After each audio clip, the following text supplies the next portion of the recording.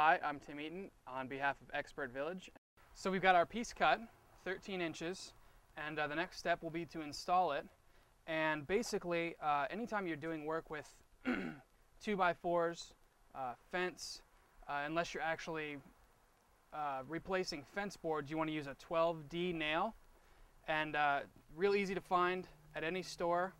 12D, also called 12 penny if you're going to ask somebody.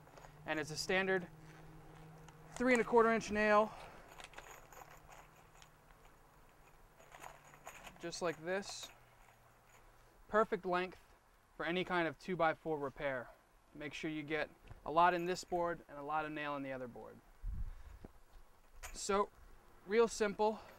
First things first, these boards are loose, but before we can nail these boards on, we have to nail this board on. So what you want to do is just set it in place. And it's going to take you one good hand to hold it, so it's going to be hard to nail. So what I recommend is put it on the ground in front of you, grab yourself a nail, 2 nails, and just put it in place. Careful not to hit your own fingers. And just start it just like that. That way your nail is started, you can move your board around and you don't have to hold your nail. So then you put it in place, just like that. Give it a few good taps until you can feel it in the meat. Make sure you're straight with this board here, straight on the edge. And then once you're in there, tap it all the way in, tight. You want to make sure you hit it a couple times, even if the head is even with the wood, just to sink it a little bit. And then you repeat those steps.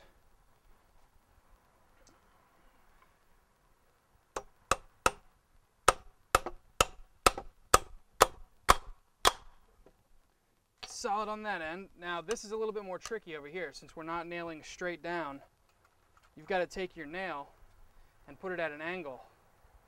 And the trick is you got to get it started so that you can hold it like that, and then you got to give it a few good taps.